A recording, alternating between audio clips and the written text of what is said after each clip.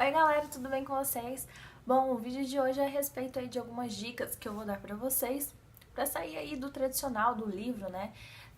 Pra quem gosta de procrastinar com um jeito mais proveitoso, ou realmente quem quer dar uma estudada de uma forma diferente, a respeito de uma forma mais lúdica, que pra quem gosta de estudar por filmes, séries ou documentários, esse vídeo é pra você. Vamos deixar algumas ressalvas aqui. Eu não sou professora, não tenho graduação na área de história, por exemplo, porque o que eu vou indicar basicamente tem a ver com períodos históricos, mas sou vestibulanda, sou estudante e tenho aí uma curiosidade em buscar coisas que fundamente o que eu tô lendo ali e que saia só do livro, né? Que seja uma coisa mais ilustrativa, que traz uma emoção ali pra gente, né? E como a era de séries e filmes estão muito aguçados por agora, então eu tentei buscar isso e quero compartilhar um pouquinho com vocês. Deixar bem claro também que eu não assisti todos ainda, mas eu assisti grande parte, então por isso que eu vou estar conversando muito com vocês. E outra coisa também é que existe classificação indicativa, né? Alguns é maior que 14, outros maiores que 16, outros maiores que 18, então fica aí a dica. Porque tem um pouquinho de cenas calientes nessas coisas, depois nós os brasileiros que somos pervertidos, não é mesmo? Mas existe aí essas cenas, então tome um pouquinho de cuidado, se você é menor de idade, né? Enfim, é isso, vamos lá? Bom, o primeiro período histórico aí que a gente vai estar conversando um pouquinho diz respeito a um período que particularmente eu gosto bastante. Não sei se é porque uma das protagonistas chama Ana e aí eu tenho um pouco de envolvimento por conta disso, mas é um período histórico que eu gosto bastante. O período em questão diz respeito a uma das manifestações da Reforma Protestante. Começou lá com Martim Lutero e tal, mas teve uma expressividade também ali na Inglaterra, com o rei Henrique VIII. Essa história é muito conhecida, não sei se é muito conhecida, mas muitos professores de cursinho e até mesmo em livros didáticos vêm falando sobre ela, né? Ali no período do anglicanismo, quando surgiu. E aí, é isso que o nosso primeiro assunto é a respeito disso. Bom, para quem não conhece essa história, resume-se basicamente em explicar como que o rei Henrique VIII rompeu com a Igreja Católica. E o Henrique VIII, como rompeu com a Igreja Católica, ele foi nos prepulsores do surgimento e da criação ali da Igreja Anglicana. E por que ele fez isso? Bom, ele era casado com Catarina de Aragão, e aí ele rompeu com a Igreja Católica para poder se casar novamente.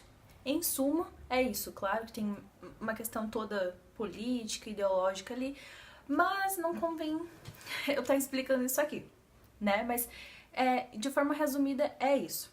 Mas eu vou dar uma explicadinha aqui para poder familiarizar quem não conhece além disso, né? Bom, o rei Henrique VIII era o segundo filho do rei na época lá da linhagem Tudor, que estava no trono. A série chama-se The Tudors porque o sobrenome da linhagem que estava ali no trono era Tudor. Então, é por conta disso. E aí, ele ia ser o segundo filho, como de qualquer outro reinado. Mas aí o irmão dele mais velho, Arthur, morreu, veio a falecer, e ele era prometido desde pequeno a Catarina de Aragão, que era uma princesa lá da Espanha. E como o irmão dele veio a falecer, ele teve que tomar o lugar do irmão e, consequentemente, ali veio uma esposa, uma noiva de presente, né? E aí tudo se sucede porque na família Tudor tinha como vou te chamar? Uma tradição que o legado da família seria deixar vários herdeiros homens, para que a linhagem continuasse. Só que acontece, essa primeira esposa do Henrique VIII, a Catarina, ela teve várias gravidezes, estranha essa palavra, mas só uma filha dela que conseguiu sobreviver e tudo mais. E aí, em alguma das coisas que eu vou mostrar aqui pra vocês, que eu vou indicar, mostra que ela até engravidou de um menino, mas teve um aborto e tal. Então, pressupostamente era um menino. Só que a diferença de idade dos dois era muito grande, então meio que ele já tava vendo que a idade fértil dela tava acabando, então ele queria de todo jeito um outro filho. Na primeira série que eu vou indicar pra vocês, mostra que uma das damas da corte ali da rainha, uma das damas da rainha, chegou a engravidar dele, ter um filho, ele ficou super feliz e tal, mas a criança veio falecer. E também seria uma criança bastarda, então não entraria ali na linhagem da sucessão ao trono, né? Enfim, aí ele meio que conheceu a Ana Bolena, se apaixonou loucamente, perdidamente e tal, e ele decidiu romper com a Igreja Católica para poder se casar novamente, porque como a gente sabe até hoje, na Igreja Católica só se casa uma vez, para sempre, forever, por sempre, por toda a eternidade, e é isso. Então ele quis romper padrões ali durante o século XVI. O Henrique VIII ao todo teve 6 mulheres, o bichinho era bom, né? E eu tava lendo sobre um pouquinho ali da família Tudor e tal, ele dava em cima das primas dele, o cara era o maior garanhão. Convenhamos, deve que ele era muito bonito, porque, meu Deus, vai ter mulher assim aos pés dele lá longe, né? Enfim, a primeira série que eu vou estar indicando pra vocês vai estar disponível na Netflix até o dia 28 ou 29 de abril. Infelizmente tá saindo aí do catálogo da Netflix.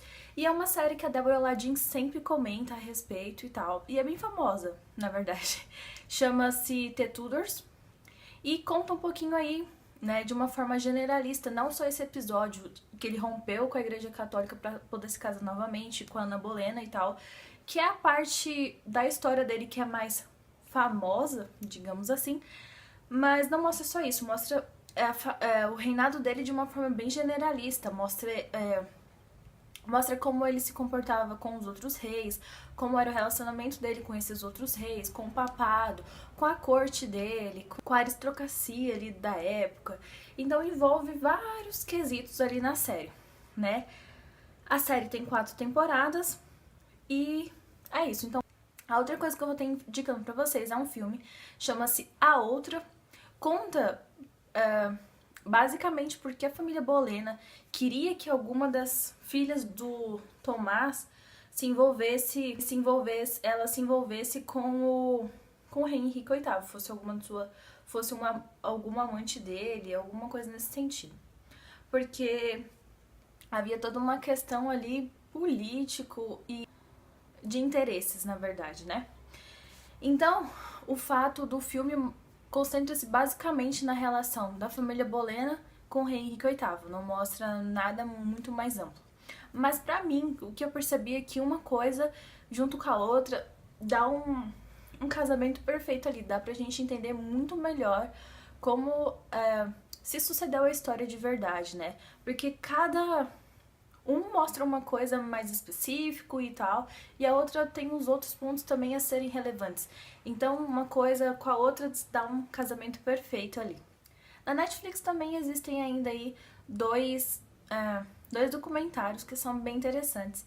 Um chama-se Henry VIII's Palace e conta, não sei se é um historiador, mas uma pessoa está ali conduzindo imagens no palácio de Hampton, onde a família dele estava governando durante aquele período, e conta um pouquinho da história mesmo. Se você não entende o que seu professor conta, fala, esse é um documentário bem legal para você estar assistindo.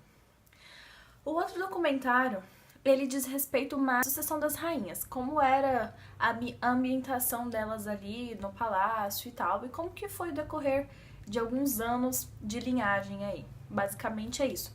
Começa ali com Leonor, ou Eleanor de Aquitânia, e vai até as primeiras 3 esposas do rei Henrique VIII. Agora partindo aí para alguns documentários ou séries que tem no YouTube em relação a esse período histórico, tem um bem interessante que chama The Six Wives of Henry VIII. E aí é uma série que cada episódio vai contar um pouquinho da história da esposa que estava com ele no período e como era a relação dos dois ali no casamento e enfim. Então vai contar um pouquinho da história da mulher, onde ela cresceu, como foi a educação dela, essas coisas. E mostra também e conta um pouquinho da relação dela com o Henrique, como foi o período, se eles tiveram filhos, enfim, como era a relação deles mesmo. Então a série começa com Catarina de Aragão, depois vai pra Ana Bolena, assim sucessivamente. Agora a gente dá uma pausa aí em só falando sobre o Henrique VIII e o seu governo, e a gente vai passar agora para sua prole, não é mesmo? Então, como o Henrique VIII veio a falecer e tal, quem ficou ali como herdeiro do trono foi o filho dele, o Eduardo, que era filho dele com a terceira esposa, a Jane Seymour. E como ele tinha 9 anos na época, ele não podia governar, então eles criaram um conselho para governar enquanto ele estava menor de idade, mas logo ele veio a falecer. Durante poucos anos esse reinado dele veio a ocorrer, então ele logo morreu. Bom, a segunda herdeira do trono seria a Maria, que era filha dele que era filho do Henrique VIII com a Catarina de Aragão, mas a corte estava querendo fazer de tudo para não deixá-la assumir, porque como ele já estava numa linhagem protestante ali, a Maria, ela foi criada de uma forma um pouco diferente, porque a Catarina de Aragão, ela era católica muito severa e tal, então a Maria, ela era católica e daquelas bem fiéis à igreja e tal. Então os dogmas dela eram um pouco diferentes ali da corte que estava apoiando o rei. Eles queriam fazer de tudo para não deixá-la tomar o poder, mas ela falou assim, não, peraí, a linha de sucessão aí que meu pai deixou, agora sou eu. Então, eu vou tomar a posse e pronto, acabou. Só que ela tomou posse e aí ela não queria, se fez de amiguinha no começo da Elizabeth, que é a filha do Henrique VIII, e a Ana Bolena, que seria a terceira herdeira sucessora se a Maria não tivesse filhos ou alguma coisa assim. Logo eu conto essa história aí. Guarda essa informação aí que agora a gente volta nela. Então, uma que teve ali um governo significativo e que tem alguns relatos aí de entretenimento pra gente conhecer melhor, foi a Elizabeth, que ela era filha da Ana Bolena com o Henrique VIII. O primeiro é Rainhas Sanguinárias, Elizabeth I e Maria Stuart, e conta um pouquinho ali da história das duas, que são primas. A Maria Stuart, ela era rainha da Escócia, mas tinha uma tretinha entre as duas, e um pouquinho ali como foi esse relacionamento delas durante o governo de cada uma, né? E guarda essa história ali, que o próximo ponto histórico vai ser em relação a Maria Stuart. Um outro filme, um documentário que eu vi, chama-se Elizabeth I, a Rainha Virgem. Eu não encontrei isso na íntegra, não sei se é o verdadeiro esse, mas tem um vídeo no canal do YouTube chamado Hoje na História Mundial, e aí conta um pouquinho aí da história dela mesmo. Na Netflix tem uma série que chama The Virgin Queen. Eu não sei se tem relação ali com o anterior que eu falei, mas essa é uma série e ela conta um pouquinho ali da história, como a irmã dela, a Maria, teve o posicionamento com ela quando virou rainha e como foi o governo dela também. Conta um pouquinho da história da Elizabeth. Então, quando a Maria assumiu o poder lá, falou pra corte, olha, eu vou assumir o meu cargo porque foi o que meu pai quis e vocês não podem fazer nada, eu vou assumir. Ela assumiu. Logo que ela assumiu, por questões ideológicas, assim, uma parte ali da corte que era católica falou que a Elizabeth estava arquitetando uma coisa com alguns protestantes bem rígidos e que iria depor ela, sei lá, um rolo danado, mas basicamente é isso. Então eles acharam, durante ali a corte e a Maria, a rainha Maria, acharam que a Elizabeth estava arquitetando algum plano contra ela, contra o governo dela e alguma coisa nesse sentido. Então ela pegou e prendeu a Elizabeth numa torre lá, e era pra ela ficar lá pra sempre e tudo mais. Mas como a Maria, ela não estava conseguindo ter filhos e tudo mais, a corte decidiu, uma outra parte da corte decidiu tirá-la de lá, porque ela seria herdeira da linhagem, já que a irmã dela não ia conseguir de fato ter filhos. E foi isso que aconteceu. Elizabeth tomou o trono depois, e isso é o que conta ali basicamente na série. Outra série, um outro documentário, entendam como quiser, chama-se Elizabeth R, é uma série da BBC. É, antes de você conseguir ver tudo isso, se é que você se interessa por isso, eu aconselho você a entrar e dar uma pesquisadinha em relação a como foi a reforma inglesa, como que aconteceu o surgimento ali da igreja anglicana, porque, de fato, você vai acreditar em tudo que eu falei pra você? Você vai dar uma pesquisada, né? Então, procurar ali de fato por que o Henrique VIII teve essa conduta, como que aconteceu os casamentos dele, a história dele, porque é bem bacana, a história da família Bolena e tal.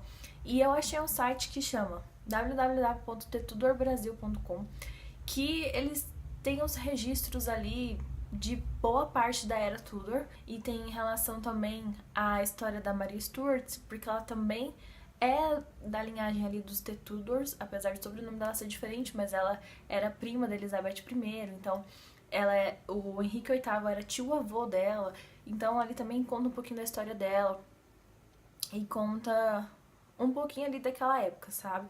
Tem várias curiosidades, várias coisas, é bem interessante o site e acho que vale a pena você dar uma lidinha lá um pouco e depois, se quiser, dar uma olhadinha aí nas coisas pra esse período histórico ficar bem marcado aí na sua cabeça, pra você poder usar numa redação, quem sabe. Não sei, a cunho de curiosidade mesmo é bem interessante. Bom, outro período histórico que a gente vai estar falando um pouquinho é em relação a Maria Stuart, que era a rainha da Escócia e que tem uma série na Netflix que conta um pouquinho aí da história dela.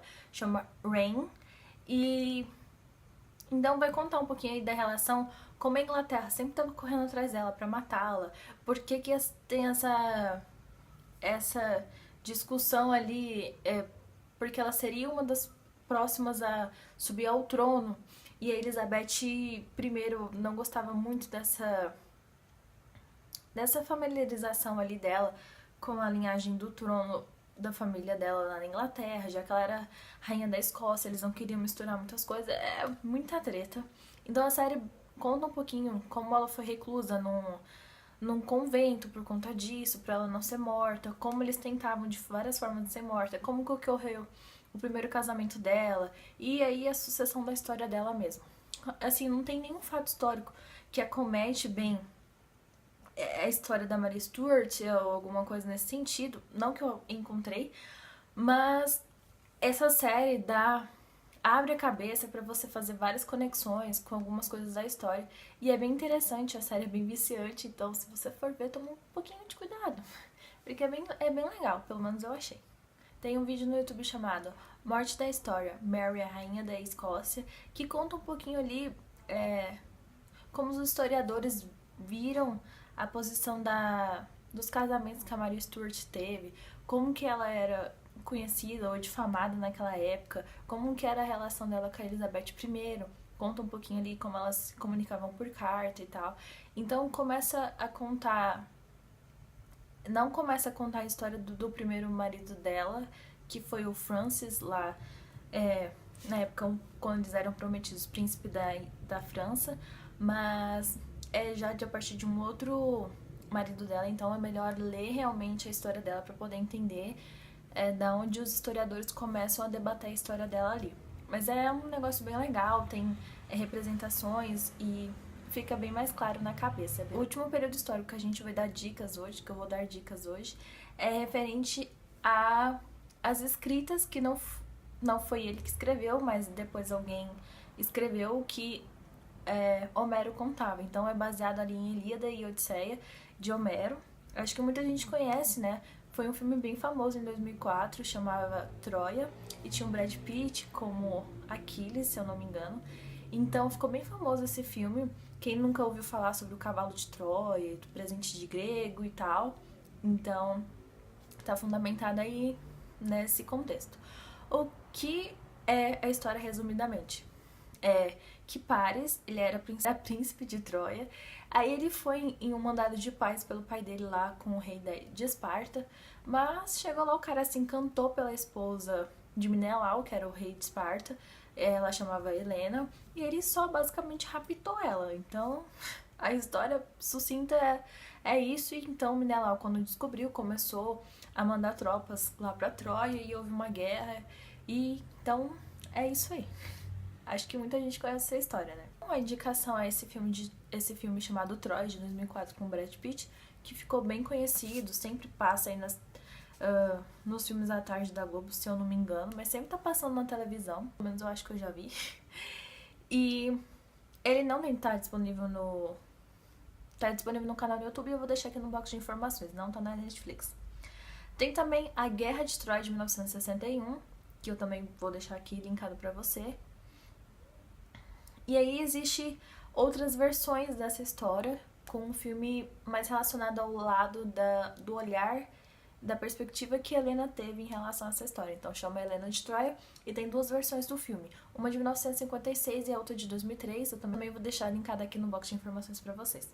Porque não tem a Netflix, é mais em canais do YouTube, então você joga aí e dá uma pesquisada, vê se você encontra algum outro com uma melhor qualidade, ou que tenha legenda, porque assim, nem todos esses que eu tô indicando pra você que tem no YouTube, eles têm legenda, ou é dublado, ou tem uma imagem muito boa, por ter já muitos anos que foi lançado. Então, se você encontrar alguma coisa melhor aí, deixe nos comentários pra compartilhar comigo e com outras pessoas também. Por favor. E agora, recentemente, a Netflix lançou uma série chamada Troia. É uma perspectiva bastante diferente, diga-se de passagem, da versão, por exemplo, de Troia de 2004.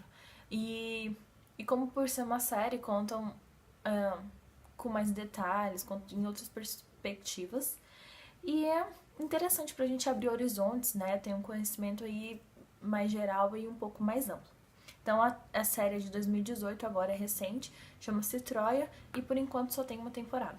E também eu encontrei um documentário chamado Troia, Mitos e Mistérios, que ali eles vão contar, acho que são historiadores também, e eles vão contar um pouquinho da história de Troia, como que sucedeu o reinado lá do pai de Paris, por exemplo, e aí vai contar um pouquinho dessa guerra de Troia, então é bem interessante, é como se fosse uma aula também. E aí tem um filme que chama A Fúria de Aquiles, tá dentro desse contexto aí histórico também, mas o filme não tem tradução, eu não consegui colocar pra traduzir, mas vou deixar linkado aí pra quem tiver uma curiosidade, tiver ser poliglota e conseguir entender o filme, tá arrasando aí. Bom, as indicações de hoje foram essas, eu espero que você tenha gostado. Se você tem mais alguma dica em relação a esses períodos históricos, deixa aí pra gente nos comentários pra compartilhar com outras pessoas e comigo. E é isso, se você gostou, clique em gostei pra ajudar aí a gente. E até um próximo vídeo. Tchau!